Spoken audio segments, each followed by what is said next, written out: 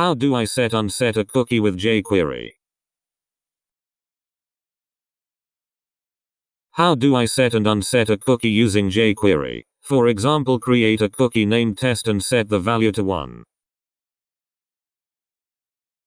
jQuery isn't needed for cookie reading manipulation. Go to https://github.com/jscookie instead, and use the library there that doesn't depend on jQuery. Basic examples.